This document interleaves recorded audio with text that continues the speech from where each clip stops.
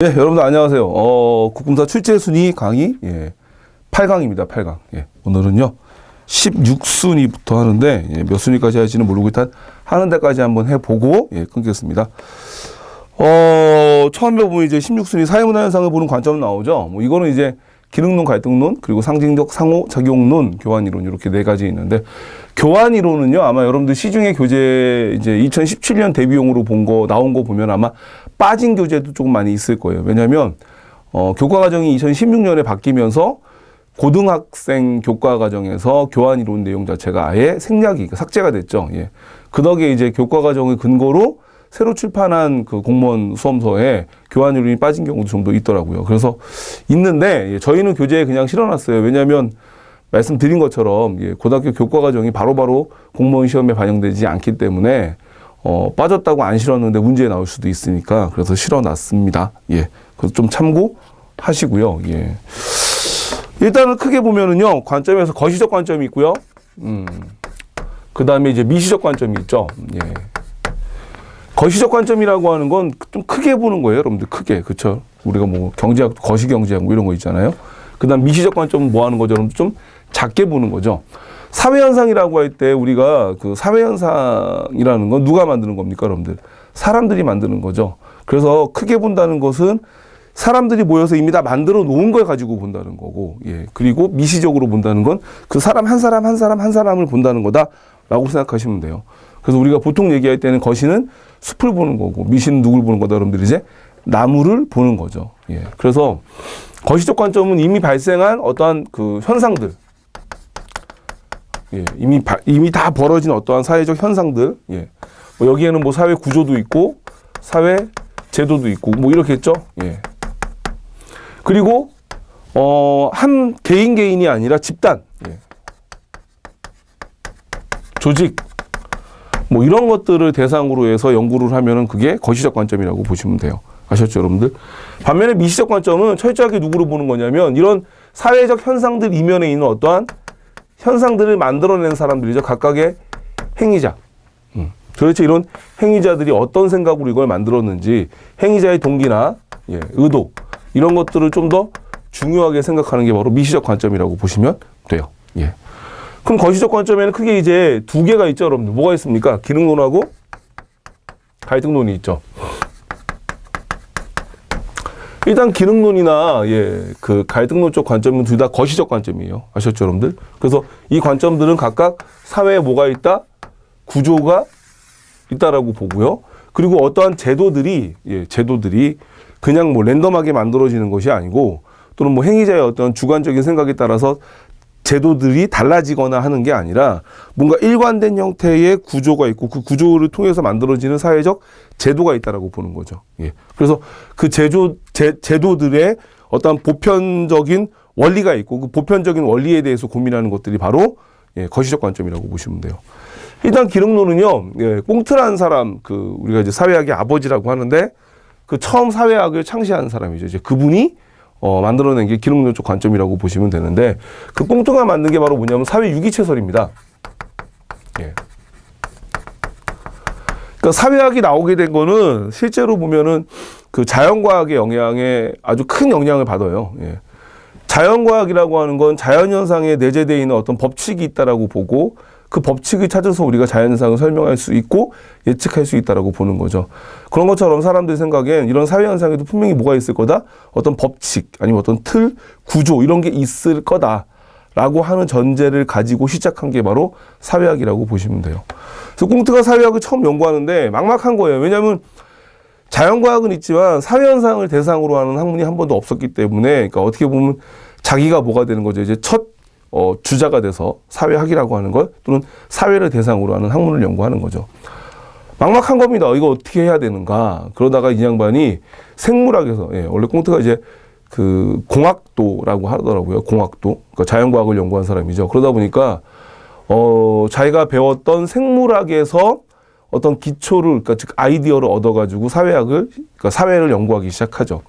그래서 이 사회유기체설 전제는 뭐냐면 사회를 하나의 뭘로 보는 거죠? 유기체 생명체로 보는 거죠. 생명체를 보면은요, 그렇죠. 여러분들 우리도 하나의 생명체고 유기체죠. 우리 몸에도 여러 가지 뭐가 있습니까, 여러분들? 이제 기관이 있죠. 예. 무슨 기관이 있어요, 여러분들? 호흡기관이 있고요.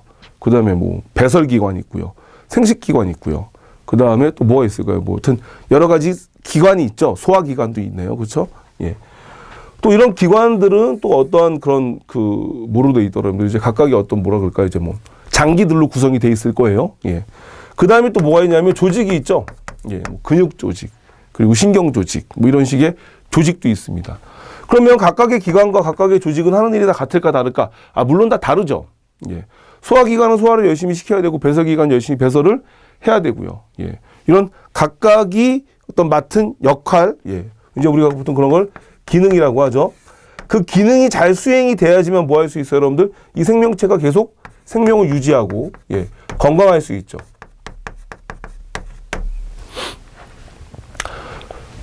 우리가 여러분들 보세요. 교육기관이라 그래요. 그쵸, 여러분들? 뭐 사법기관, 입법기관. 이것들이 다 어디서 온 거냐면, 예, 꽁트가 얘기했던 사회 유기체설, 즉 생물학에서 빌려온 표현이에요. 근데 참 신기하게도 아무도 왜 우리가 자연과학에서 쓰는 표현을 사회학에서도 그대로 쓰는지, 사회현상에서 그대로 쓰는지를 고민 안 하더라고요. 예. 우리가 이런 뭐 교육기관, 사법기관 뭐 이렇게 얘기하는 것 자체가 이미 약간 기능론적인 전제를 깔고서 사회를 보는 거라고 이해할 수 있어요. 아셨나요, 여러분들? 예. 마찬가지로 사회에도 여러 가지 기관들이 있죠. 아까 말씀드린 것처럼 교육기관도 있고, 그 다음에 뭐 여러 가지 뭐 사회복지기관도 있고요. 그 다음에 입법기관, 행정기관, 공공기관. 즉, 사회도 상당히 많은 기관들로 있고, 다시 이런 기관들은 또 조직들로 구성이 되는 경우가 많습니다. 예. 그래서 교육기관들은 다시 학교라고 하는 조직, 그 다음에 학원이라고 하는 조직들, 뭐 이런 다양한 조직들로 구성이 되어 있죠. 그럼 이렇게 각각의 맡은 그 기관이나 조직이 맡은 기능, 역할이 있는데 그 역할을 잘 수행할 때 뭐 해야 되는 거죠, 여러분들? 사회가 유지되고 안정될 수 있는 거죠. 그래서 우리가 생물학이라고 하는 건 뭐냐면, 그쵸. 생물학이라고 하는 건 어렸을 때 개구리 아마 해본 적 있으실 텐데, 해본 적 있나? 우리는 했는데, 그쵸. 예, 그래서 개구리한테 이렇게 뭐 이렇게 코에다가 슉 갖다 대면 개구리가 이렇게 마취가 돼서 이렇게 막 하고 있어요. 그죠. 그럼 이제 고정을 시켜놓고 칼로 이렇게 배를 가른 다음에 핀셋으로 고정시키죠. 예. 그 다음에 뭐 여기는 소화기관이고 여기는 호흡기관이고 여기는 무슨 기관이고 이제 설명을 해주죠.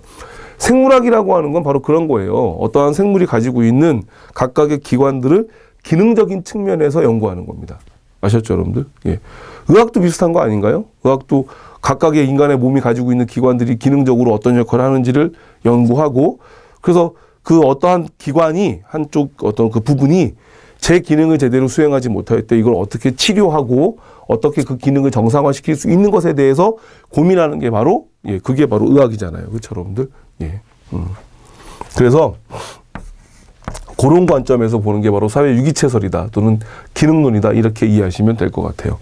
그러면 이때 각각의 기관들은 어떤 관계를 맺고 있느냐면, 이게 보통 기관들은 자기가 맡은 일만 역할 열심히 하면 되죠.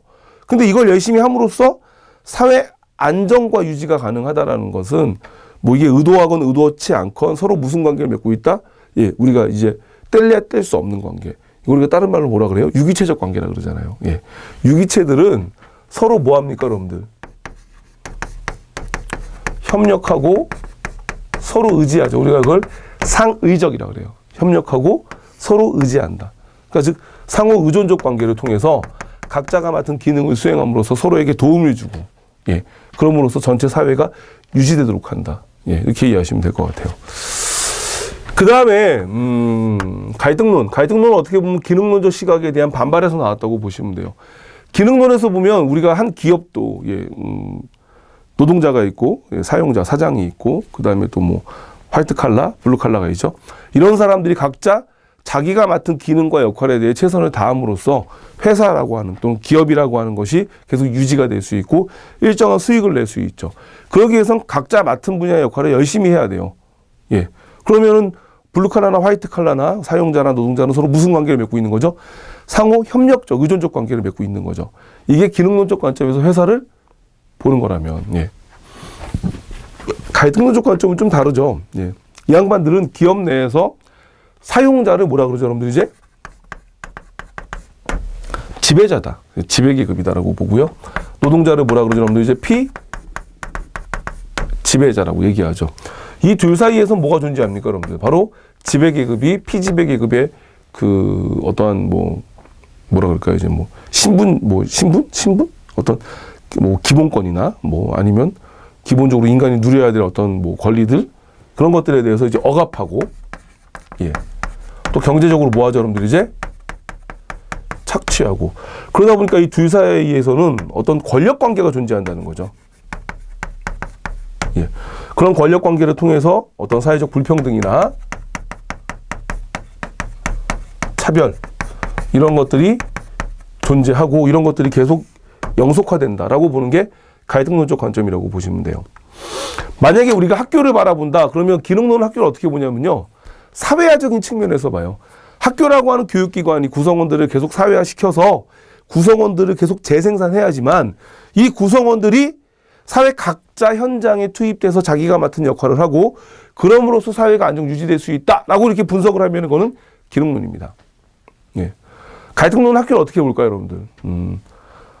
우리가 예를 들어서 뭐라 그럴까? 공부를 잘하는 사람이 좋은 직장을 가고 좋은 직장을 가는 사람이 돈을 많이 벌고, 즉 이 세상에는 어떤 능력의 차이에 의해서 부자로 사는 사람과 능력이 부족하거나 아니면 게을러서 가난하게 사는 사람이 있을 수밖에 없다. 예. 라고 하는 사람들에 대한 차별 또는 불평등을 정당화하는 것은 어디서 배웁니까? 학교에서 처음 배워요. 학교에서 처음. 예. 이해되세요, 여러분들? 초등학교 들어가기 전까지는 아이들이 점수라고 하는 것에 대해서 모르죠. 예. 어떤 점수를 가지고 사람들을 잘하는 사람, 못하는 사람 평가할 리도 없어요. 그러다가 초등학교 올라가서 시험을 보기 시작하면서 우리는 잘하는 사람과 못하는 사람, 능력이 높은 사람과 뛰어나지 않은 사람으로 구분하기 시작하죠.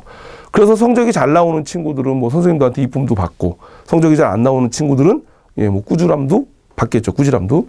예. 그리고 나서 이런 성적을 가지고 다시 고등학교가 결정이 되죠. 특목고나 외고를 가는 친구와 그다음에 그렇지 않은 고등학교를 가는 친구들, 다시 이것이 성적을 가지고 그리고 대학을 가지고서 취업을, 예. 이런 뭔가 어떤 구성원들 사이에 존재하는 불평등과 차별이, 예, 시작되는 게 어디서부터냐? 바로 학교에서부터예요.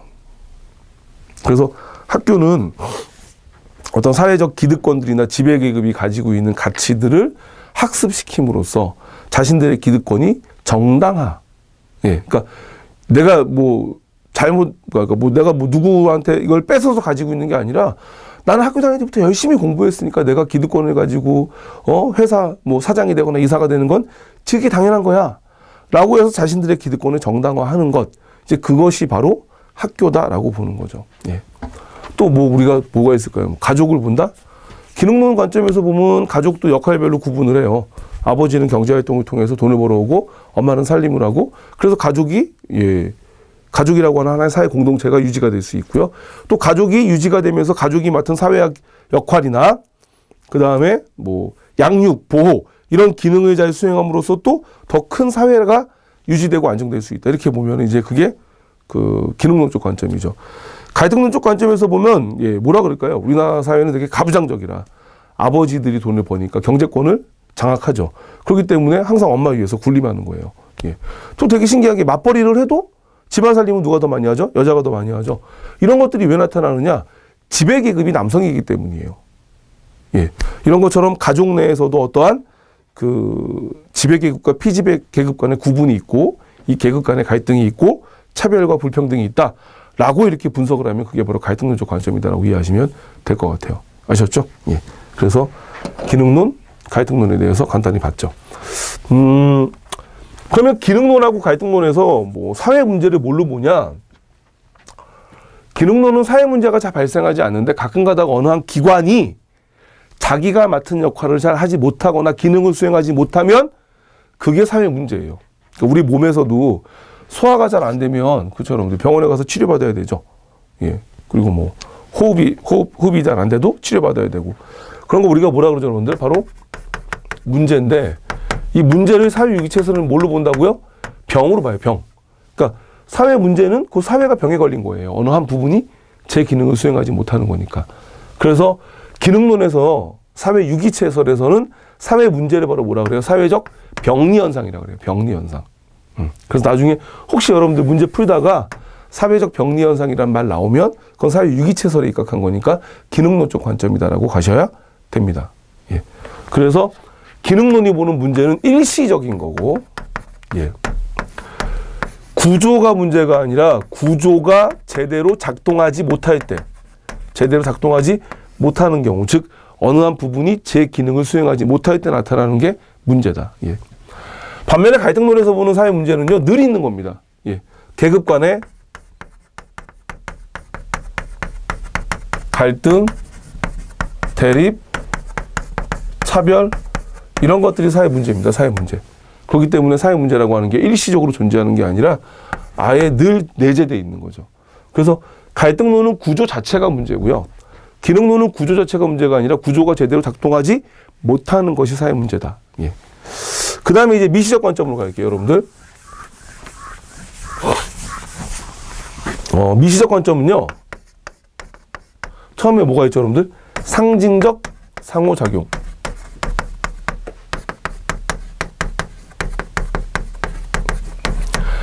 미시적 관점은 모든 현상들을 뭐라고 이해하냐면 구성원 간의 상호작용으로 이해를 해요. 즉, 구성원 간의 관계를 보는 거죠. 예. 그렇기 때문에 전체를 보거나 뭐 구성원들을 이렇게 어떤 뭐 묶어서 어떤 구성원들 외부에서 구성원들이 일정한 방향으로 행동하도록 하는 제도나 이런 것들보다는 구성원 한 사람 또는 이 한 사람의 관계를 바라본다. 그래서 사회적 현상이라고 하는 건 결과적으로 개개인의 상호작용인데 그런 개개인의 상호작용에는 다 뭐가 있다? 상징이다. 이게 뭐라는 거죠? 의미가 있다는 거죠. 의미. 뭐가 있다는 겁니까? 여러분들 바로 어떠한 의도가 있다는 거죠. 의도가. 아셨어요? 예. 뭐라 그럴까요? 이제 이거를 우리가 우리가 어떤 여성들한테 그러니까 남성이 꽃을 보내준다. 이거 다 의미가 있겠죠. 그렇죠, 여러분들. 그래서 사람들이 꽃말이라고 하는 거를 얘기하지 않나요? 뭐 빨간 장미는 뭐 정열, 뭐 하얀 장미는 무슨 의미, 뭐 이렇게 다 즉 어떠한 행동 하나하나에도 다 의도가 있다라고 보는 거예요. 예. 그래서 뭐 이게 뭐라고 얘기해야 되나요? 예. 그러니까 사람들이 다 같이 의미를 부여하고 그런 것들이 어떠한 사회적 현상으로 나타나기 때문에 모든 사회 현상에는 행위자들의 의도가 있다, 의미가 있다라는 전제하에 그 의도와 의미가 뭔지를 이해하려고 하는 것, 그게 바로 상징적 상호작용론이라고 보시면 돼요. 기본적으로 이런 상징적 상호작용론 같은 미시적 관점에서는요, 행위자들을 사회 구성원, 즉 사회 현상을 만들어내는 행위자들을 상당히 자율적이고 능동적으로 이해합니다. 즉 사람들이 구조화되고 제도에 의해서 어떤 획일화된 행동을 하는 것이 아니라 겉으로 보기엔 똑같은 행동이지만 다 의미가 달라요. 그건 한 사람이 그런 행동을 하는 이유가 다 다릅니다. 그렇기 때문에 그걸 우리가 묶어서 규칙화시켜서 볼 수도 없고 구조에 의한 행동이라고 얘기할 수도 없어요. 아셨죠? 즉 개인은 그런 구조로부터 자유로운 존재, 바로 뭐라고 여러분들? 자율적 능동적인 존재고 자기 스스로가 상황을 정의해 나가고 만들어 나가요. 예. 자기 스스로가 상황을 정의하고 거기에 대해서 의미를 부여하고 그러면서 그런 상황들을 갖다가 만들어 나가는 거죠. 예. 능동적으로 형성해 나가는 거다.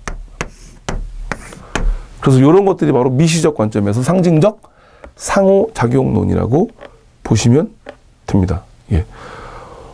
예를 들어서 우리가 기능론은 아까 뭐라 그랬죠? 학교를 그 사회 구성원을 재생산하는 교육기관. 갈등론은 사회적 불평등을 정당화시키는 기관. 예. 상징적 상호작용론에서 학교가 갖는 의미는 사람마다 다 달라요. 예.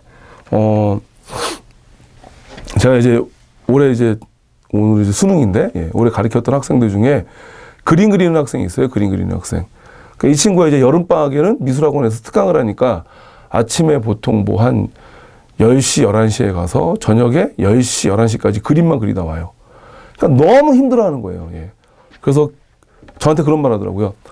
아, 빨리 방학이 끝났으면 좋겠다고. 그래서, 야, 씨, 무슨 고등학생이 방학이 끝나길 바라냐? 그러니까 그 친구 하는 소리가 빨리 방학이 끝나야, 그쵸, 학교 가서 잠이라도 좀 잘 텐데.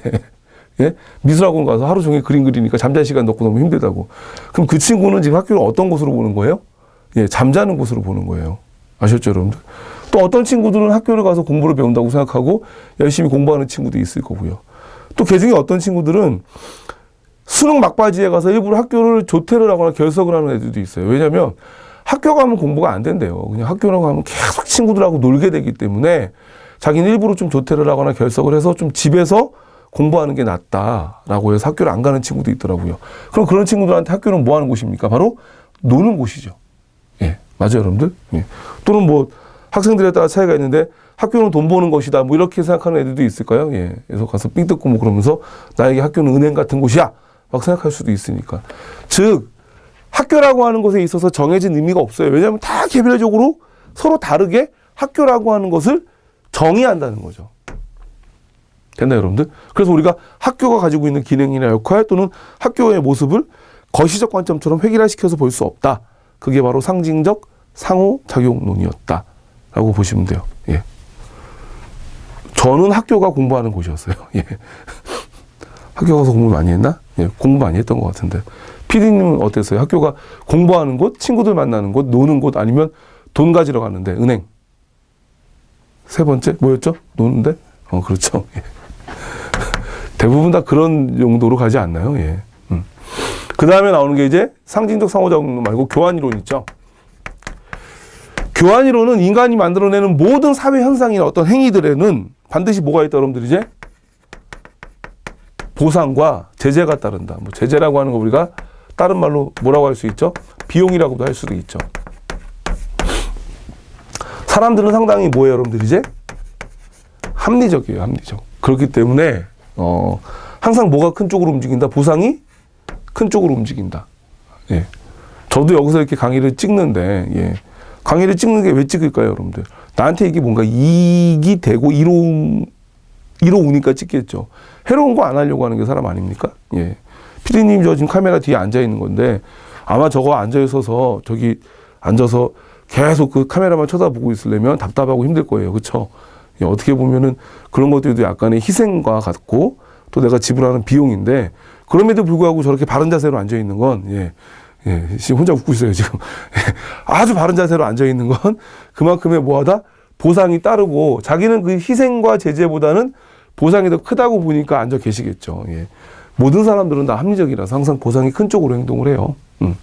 어떤 경우에 보면 사람들이 경제적으로 약간 손해보는 행동을 하는데 경제적으로 손해를 보는 행동도 결과적으로 경제적인 희생보다는 그걸 얻을 수 있는 나의 만족감이나 보람감이 더 크다라고 보기 때문에 그 선택을 하는 겁니다. 아셨죠, 여러분들? 그래서 이건 바로 우리가 교환이론이라고 해요. 그럼 교환이론은 항상 사람이 좀 나쁘게 보일 수도 있어요. 좀 뭔가 사람들이 계산적이고. 작년에 이제 수능에서 문제 나왔을 때 학생들이 많이 틀렸던 내용인데 전략적이죠, 좀. 왜냐하면 사람들이 전혀 계산하지 않고 그냥 순수하게 하는 행동이 없을 거라고 보는 거예요. 교환이론 입장에서 보면. 항상 다 보상과 제재가 있는데 다 사람들은 그걸 고려하고 행동하지 않을까? 아, 저 사람이 저러고 했다라면 왜 저 사람은 저걸로 얻을 수 있는 이익이 뭐고 저걸로 인해서 비용해야 되는 희생이 뭘까? 아, 아마 그런 이익이 있었겠구나. 그런 이익이 커서 저런 행동을 하겠구나. 라고 생각을 하기 때문에 사람들을 상당히 좀 약간 계산적이고 전략적으로 볼 수 있다. 아셨죠, 여러분들? 예. 그래서 교환이론은 예전에 거시와 미시의 중간이라고 얘기했었어요, 사람들이. 왜 그러냐면 모든 사회 현상은 다 개인이 선택하는 거기 때문에 개인을 상당히 자율적이고 능동적으로 보죠. 그런데 왜 또 거시적 관점이라고도 하냐면 개인이 자율적이고 능동적으로 뭔가 선택하는데 그 선택에 뭐가 있냐면 어떤 틀이 있다는 거예요. 항상 사람은 뭐가 큰 쪽으로 보상이 큰 쪽으로 움직인다라고 하는 어떠한 틀 또는 약간의 정형화된 행동의 뭐라 그럴까요? 이제 뭐 그 규칙들이 있다. 그래서 이제 우리가 거시와 미시적 관점의 중간으로 본다고 얘기를 했어요. 예. 그런 말 나왔었는데 실제로 보면 제가 볼 때는 관점만 보면은 미시적 관점이 좀 가까운 것 같아요. 왜냐하면 구조나 제도를 보는 게 아니라 누구를 보는 거죠? 행위자 개인을 보는 거기 때문에 그리고 행위자를 능동적으로 보기 때문에 어떤 미시적 관점으로 보는 게 좀 더 우세하지 않냐. 근데 거시적인 요소도 약간 있다. 이렇게 이해하시면 되겠죠. 그래서 여기까지가 이제 미시적 관점에 대한 설명이었죠. 예, 방금 전에 뭐 소리가 좀 난 거 안 났나? 예, 저희 PD님이 기침하는 소리. 예, 크게 해도 되는데 되게 소심하게. 넘어가서 이제 문제 한번 풀어볼게요, 여러분들. 1번 문제 한번 보겠습니다. 축구공을 생산할 때 공공기업의 생산비를 줄이기 위해 저개발국가 아동의 노동을 이용합니다. 그 아이들은 쉴 틈도 없이 바느질해서 축구공을 만듭니다. 이렇게 나왔죠. 축구공을 하나 보면서도 어떻게 얘기하는 거죠? 선진국, 후진국 간의 뭐라 그럴까요? 어떤 노동 착취 이런 측면에서 바라보는 거죠. 예. 이건 어떤 보면 국가 간의 그렇죠. 그 경제적 갈등이나 불평등이 국가 간에 나타난다라고 이해하는 거니까 뭐 종속 이론하고도 좀 약간 유사한 것 같아요. 그래서 일단 갑은 갈등론이죠. 그 다음에 읽어볼게요. 축구공을 생산하고 판매하는 과정에서 축구 산업이 성장하면서 관련 상품의 소비가 늘어나고 경제 성장에 도움을 줍니다. 축구공을 만드는 게 이것이 사회 전체에 어떠한 기능을 하고 역할을 하는지 보니까 소비를 늘려서 경제 성장에 도움을 주는 그런 기능을 한대요. 그러면 을은 뭐죠, 여러분들? 이제 기능론이죠. 예. 그 다음에 병. 저는 축구공의 경제적 측면보다 저는 개인적으로 축구공이 싫습니다. 어릴 때 축구공에 맞았던 기억이 있어서 아기자기한 탁구공이 좋습니다. 예. 그쵸. 탁구공도 세게 맞으면 아픈데. 하여튼 이 사람은 축구공 가지고 있는 어떠한 사회적인 부분보다도 개인적인 어떠한 기억들을 통해서 축구공의 의미를 부여하고 있죠. 그럼 이제 병은 상징적 상호적 용론이죠. 그럼 요 둘은 것이고, 요건 이제 미시죠. 예.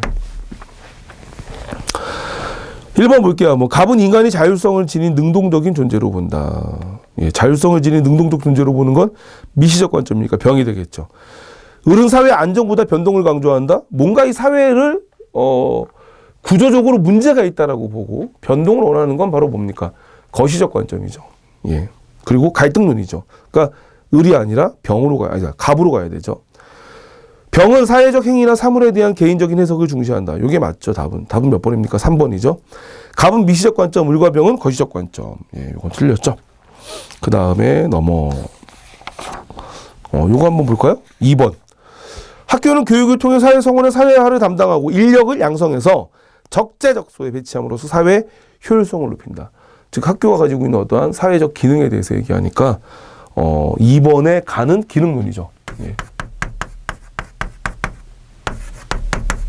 그리고 나는 학교는 기득권 집단의 이익을 반영한 교육 내용을 다룸으로써 기존의 불평등한 사회 구조를 정당화하는 데 기여한다.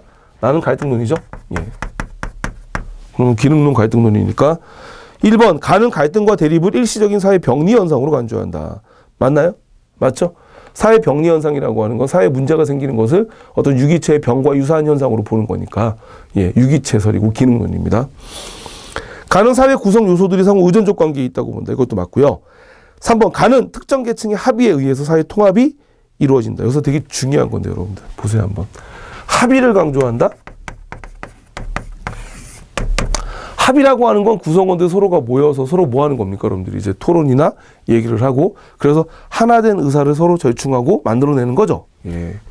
근데 이 합의라고 하는 것 자체에는 어떤 상호 의존적인 요소가 있는 것 같아요. 왜? 구성원들이 서로 모여서 의견을 절충하고 하나된 의사를 도출하는 거니까.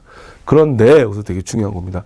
이 합의가 구성원 전체의 합의냐 아니면 특정 집단, 일부 집단의 합의냐. 전체의 합의라 그러면 그것은 바로 뭐죠, 여러분들 이제? 기능론적 관점이에요. 그런데 우리가 알고 봤더니 우리가 따르는 규범이나 규칙이 구성원 전체가 합의한 게 아니라 일부 집단, 특정 계급? 그런 게 누굴까요, 여러분들? 지배 집단이니까 피지배 집단이니까 당연히 지배 집단이겠죠. 기득권이겠죠. 즉 지배 집단과 기득권들이 합의해서 만들어 놓은 규범을 우리 같은 피지배 집단은 일방적으로 뭐한다? 따를 수밖에 없다는 거예요. 그래서 이 합의가 일부 집단의 합의, 특정 집단의 합의라고 하면 이건 당연히 보다 갈등론적 관점입니다. 아셨죠, 여러분들? 예. 그래서 2번에 틀린 답은, 틀린 말은 답은 몇 번? 3번이죠. 이게 특정 계층이라고 나왔기 때문에 갈등론이 되고 가가 아니라 나로 가야 돼요. 아셨죠? 예. 그 다음에 2번에 4번, 사회적 희소 가치를 둘러싼 집단 간의 대립이 존재한다. 이건 갈등론이고요. 사회 제도가 지배계급의 이익을 보호하기 위한 수단이다. 이것도 갈등론이죠. 예. 넘어가겠습니다. 그 다음에 17순위 문화의 의미와 속성. 요거는 이제 수능에서는 조금 중요하게 다뤄지는 파트인데 사회문화에서는 조금 이렇게 공무원에서는 조금 순위가 많이 낮네요. 그렇죠? 예. 문화의 의미 속성, 문화. 거기 설명 그 교재 보시면 나오는 것처럼 문화에는 좁은 의미가 있고 넓은 의미가 있어요, 여러분들. 넓은 의미의 문화는 생활 양식이 총체입니다.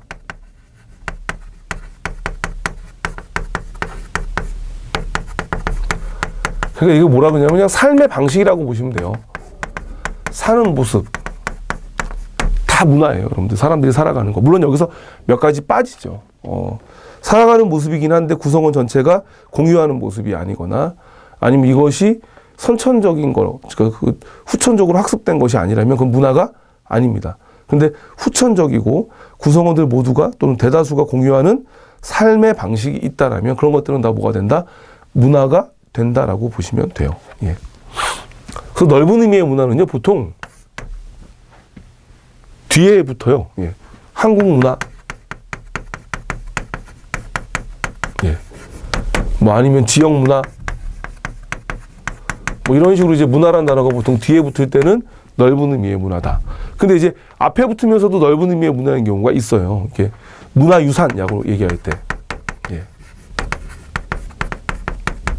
그래서 우리가 백제 문화유산 그러면 이게 꼭 무슨 뭐 예술품만 의미하는 게 아니라 백제 사람들의 삶의 방식을 보여줄 수 있는 일련의 모든 것들을 다 백제 문화유산이라고 하죠.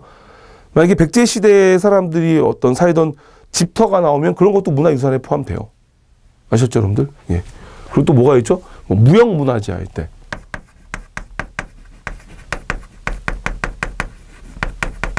예. 예를 들어서 우리가 좀 이따 이제 좁은 의미에서 설명드릴 텐데 그냥 같이 설명을 할게요. 좁은 의미에서의 어떤 문화는 예술이나 아니면 고급스러운 거 조금 뭐한 거다? 세련된 거 이런 걸 의미해요, 여러분들. 예. 그래서 보통은 이런 것들은 앞에 붙을 때가 많아요. 뭐 문화, 시설, 문화인, 신문의 문화면, 그리고 요즘 문화생활 좀 하고 있어? 라고 할 때 문화생활. 대부분 다 이렇게 붙죠. 근데 여러분들 한번 보세요. 한번 우리가 보통 무형문화재 그러면 판소리 하는 사람들이나 뭐 그림 그리시는 분들이나 공예품을 만드는 분들 생각할 수 있죠. 예. 그런데 꼭 그런 분들만 무형문화재에 들어가 있나요? 아니에요. 막걸리 만드는 분들도 또는 뭐 민속주, 예, 뭐 이런 것들도 다 우리가 보통 만드시는 분들 중에도 무형문화재가 있죠. 그래서 우리가 보통 무형문화재라고 할 때는 그냥 어떠한 아주 오래된 전통적 대한민국의 삶의 방식을 계속 이제 뭐 하는 거죠, 이제 유지해 오고 그런 것들을 지켜나가는 분들을 우리가 바로 문화재라고 하잖아요. 그래서 그런 의미에서 우리가 무형문화재 이렇게 얘기할 때 그 문화재라고 하는 문화도 좁은 의미가 아니라 넓은 의미라고 이해하시는 게 맞습니다. 아셨죠, 여러분들? 꼭 기억해 두세요. 예. 이것도 우리가 많이 틀리더라고요. 예. 그래서 우리가 좁은 의미의 문화는 넓은 의미의 문화와 달리 어떤 요소가 있다? 평가적 의미가 내포되어 있다. 예. 그렇죠? 예. 우리가 뭐 먹다가 잘 흘리는 사람들한테 뭐라 그래요? 야, 인마, 넌 문화인이 왜 그러냐? 이 얘기는 뭐예요? 흘리는 사람은 좀 사람이 좀 떨어지고 안 흘리고 깨끗이 먹는 사람들이 뭔가 고급스럽다 이런 의미가 있기 때문에 평가적 의미가 내포되어 있다고 보시면 돼요. 예. 아셨죠? 그래서 여기까지가 이제 문화에 대한 의미고요. 그 다음에 문화의 구성. 물질 문화가 있고요. 비물질 문화가 있죠. 다시 비물질 문화는 뭐로 나누죠, 여러분들? 이제 제도 문화와 관념 문화. 보통 물질 문화는 어떠한 인간의 욕구를 충족하고요. 그 다음에 인간이 자연 환경의 어떠한 제약, 자연 환경의 제약을 극복하는 데 도움을 주는 것들, 이런 게 다 물질 문화. 그래서 우리가 만들어서 쓰는 건 다 물질 문화라고 이해하시면 돼요. 반면에 제도 문화나, 이거 다른 말로 우리가 이제 뭐 규범 문화라고도 하죠.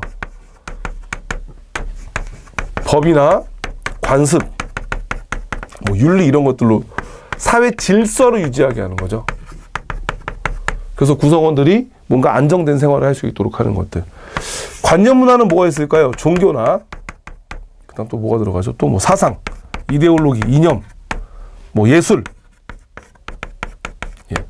이런 것들은 사람들의 어떠한 정신적인 욕구를 충족해준다. 그래서 사람들이 힘들 때 어떤 위안을 주기도 하고요. 그 다음에 살아가는데 어떠한 뭐 용기를 주기도 하고, 아니면 뭔가 불안할 때 마음의 편안함을 구하기도 하죠. 예. 그래서 저런 것들이 바로 이제, 예, 비물질 문화의 관념 문화다. 보통 여러분들 물질 문화하고 비물질 문화 중에 누가 더 빨리 변하죠? 보통은 물질 문화가 훨씬 더 빨리 변하죠. 그래서 물질은 빨리 변했는데 비물질이 이걸 따라가지 못할 때 이 중간에 생기는 간극, 그로 인해서 발생하는 문제를 뭐라 그러죠, 여러분들? 바로, 예, 문화 지체 현상이라고 하죠. 예. 요 언제지 내가 작년인가 예. 어떤 그 멀쩡하신 분이, 예, 그 신문에서 봤던 내용인데 경찰서에 잡혔어요. 이게 뭐냐 했더니 이분이 스마트폰으로 계속 여성을 찍은 거예요. 길 가다가 뭐 이쁜 여자 있거나 뭐 몸매가 좋다 그러면 계속 막 따라가면서 막 찍은 거예요. 뒷모습을 찍고 막 그런 거예요. 예. 그래서 이제 이걸 경찰이 잡았더니 막 스마트폰에 엄청나게 많은 거예요. 예. 막 여자한테 허락을 받지 않고 막 사진을 찍고 막 동영상을 찍고 이런 게. 그래서 이 사람을 물론 성추행에 보면 약간 그런 조항이 있다 그러더라고요. 그래서 여성의 허락을 받지 않고 신체의 일부를 찍으면은 그게 성추행이 된다고. 그래서 이제 이 양반들이 이제 기소가 됐는데, 법에 뭐라고 나왔냐면 신체의 일부를 찍어야지 성추행이에요. 일부를. 그런데 이 아저씨는 일부를 찍은 게 아니라 전신을 다 찍은 거예요. 그러니까 이건 일부를 찍은 게 아니기 때문에 성추행이 아니다라고 해서 무죄 판결이 났어요. 근데 여러분 상상해봐요. 아니 요즘에 카메라 되게 좋은데 어떤 미친놈이 그걸 일부만 찍혀서 그냥 다 찍고 뭐 확대해서 보면 되는데, 예? 이게 뭐냐면 법의 일부라고 나왔기 때문에 전부를 찍은 사람은 처벌이 안 되는 거예요. 이 얘기는 뭐냐면 법이 뭘 못 따라가는 거예요? 카메라 기술은 되게 앞서갔는데 법이 이걸 못 따라가는 거예요. 예. 그러다 보니까 이 중간에서 사람들이 막 스마트폰으로 여성의 몸을 막 찍고 막 이렇게 해도, 예, 처벌이 안 되는 거죠. 이런 것들도 문화지체예요, 문화지체. 아셨어요, 여러분들? 예. 그래서 별 사람이 다 있죠. 그 다음 문화의 속성 갈게요. 예. 속성은 5가지인데, 처음에 나오는 게 있죠. 이게 시험에 제일 잘 나옵니다, 여러분들. 뭐가 있죠? 공유성. 공유성이라고 하는 건 그게 문화가 되려면 그 문화는, 그 삶의 방식은, 그 사회 구성원 다수가 공동으로 소유하는 거다. 다수가 공동으로 소유하지 않으면 그건 문화가 아닙니다, 여러분들.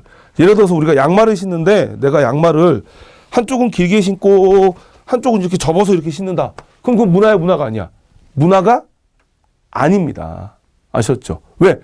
나만 그러니까, 나만 그러는 게 아니라 다수의 사람이 그렇게 해야지만 문화가 되는 거예요. 그럼 우리는 이런 문화적 공유성을 통해서 저 사람이 왜 저런 행동을 하는지 알 수 있어요. 그게 바로 뭐죠, 여러분들? 이제 사회 안정, 동질감, 또는 행동에 대한 예측 가능. 요즘에 많이 보지 못하지만 어떤 사람이 얼굴에다가 오징어를 뒤집어 쓰고 등에다가 하얀 천으로 싼 짐을 메고 소리를 깍깍 지른다. 그럼 우린 예전에 그렇게 생각하죠. 요 동네 어디 누구 딸내미 시집가나 보다. 한팔러 왔나 보다. 다 알죠. 물론 뭐 요즘에 한파는 걸 학생들이 직접 보진 못했겠지만 젊은 학생들이 드라마나 뭐 이런 걸 통해서 알고 있어요. 그렇죠? 근데 어떻게 될까요? 뭐 외국에서 LA 한복판에서 누가 오징어 뒤집어 쓰고 깍 소리 지르면 경찰들이 와서 쏴죽일지도 몰라요. 왜? 그거는 우리 사회가 공유하는 문화고 그 사회가 가지고 있는 문화는 아니기 때문에. 문화적 공유성이라고 하는 건 또 내 집단과 외집단, 즉 문화적으로 내 집단과 외집단을 구분해주는 뭐가 되기도 한다? 경계가 되기도 한다. 아셨죠? 제일 많이 나와요, 여러분들. 예. 뭐 요즘에 그런 집들은 없는데, 수능 때 되면은 뭐 이렇게 동네 빵집이나 아니면은 뭐 시장의 빵집에서 그 찹쌀떡 이런 게 많이 팔리죠. 그럼 이제 어른들은 모르고 있다가 빵집에서 찹쌀떡 파는 걸 보면서 수능이 가까워 왔나라고 생각하는 경우도 있다 그러더라고요. 이제 그런 것도 또 바로 문화적 공유성이죠. 예. 그 다음 두 번째가 학습성이죠. 학습성이라고 하는 건 뭐냐면 문화는 후천적으로 뭐가 된 거죠, 여러분들? 사회화된 것. 요게 문화예요. 아셨나요, 여러분들? 예. 그럼 후천적으로 사야 되지 않고 본능적으로 하는 건 문화가 아닙니다. 그래서 제가 지나가는 말 학생들한테 얘기할 때 똥을 싸는 건 문화가 아닌데 화장실 가서 싸는 건 문화라고 얘기하죠. 예. 똥 싸는 거는 뭐 어렸을 때부터 다 누구나 하는 거니까 그건 문화라고 할 수 없는데 화장실 가서 싸고 물 내리고 예, 휴지로 닦고 뭐 이런 것들은 문화다라고 보시면 돼요. 아셨죠, 여러분들? 그냥 자는 건 문화가 아니죠. 근데 침대 위에서 자거나 뭐 방에서 자거나 이런 건 문화가 될 수 있죠. 예. 그 다음에 나오는 게 이제 보통 우리가 학습성에 대한 사례로 많이 나오는 게 뭐냐면 만약에 문화가 선천적인 거라면 그 일란성 쌍둥이들이 서로 다른 사회에 입양됐을 때 그래도 같은 행동을 보여야 되는데 서로 다른 행동을 보이죠. 이거는 문화가 선천적인 게 아니라 모이기 때문에 후천적으로 학습되는 거기 때문에 다른 행동을 보인다라고 이해하시면 되죠. 그 다음 나오는 게 이제 축적성이죠. 축적성이라고 하는 건 문화라고 하는 게 그냥 어느 한순간에 딱 생겼다가 없어지고 이런 게 아니라 한 번 생기면 계속 뭐가 되죠, 여러분들 이제? 예, 계승돼요.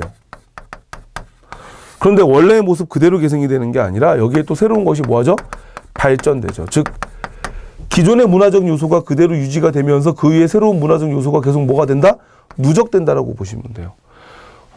조선 후기에 우리나라 고춧가루 들어오기 전까지는 우리나라 사람 항상 백김치를 담가 먹었죠. 그래서 고춧가루가 들어오고 나서 오늘같이 빨간 김치를 담가 먹죠.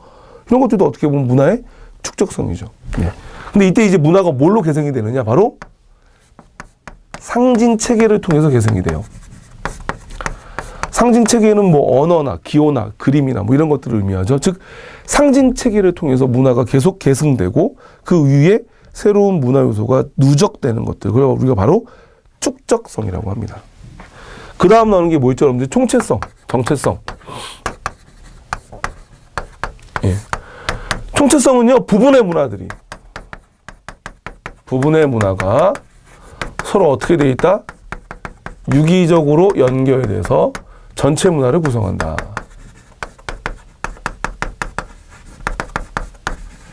예. 예전에 이거 자주 나왔던 게 피임약이에요, 피임약. 피임약이 개발되면서 여성들이 임신을 이제 원하는 시기에 할 수 있고 미룰 수 있죠.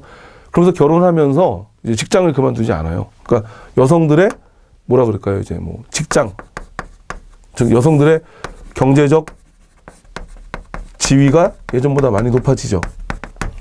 경제적 지위가 높아지니까 예전에는 그랬던 것 같아요. 여자들이 같이 살다가 남편하고 같이 살다가 이혼하면은 혼자 뭘 해 먹고 사냐 뭐 이런 식의 어떤 두려움 때문에 이혼을 못하는 경우도 좀 있었을 텐데 요즘에는 여성들도 다 직장 생활하고 맞벌이 하니까 내가 굳이 이 사람하고 안 살아도 혼자 사는데 뭐 큰 지장은 없잖아요. 그러다 보니까 뭐가 늘어난다?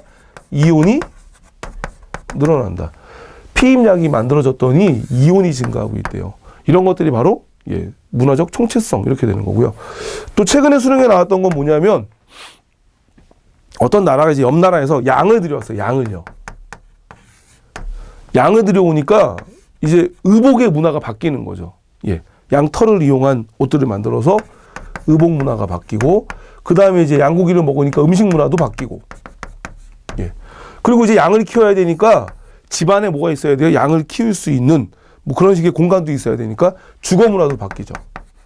이런 식으로 어느 하나의 어떠한 문화적 요소의 도입이 연쇄적으로 다른 문화적 요소를 연쇄적으로 변화시킬 때 문화적 총체성 또는 전체성이라고 합니다.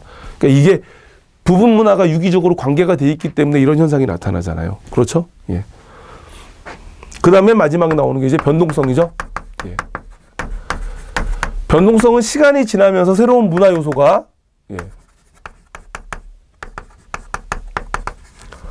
없었던 게 새로 생성되기도 하고 또는 있었던 기존의 문화 요소가 뭐 하기도 한다? 소멸되기도 한다. 아셨나요? 예.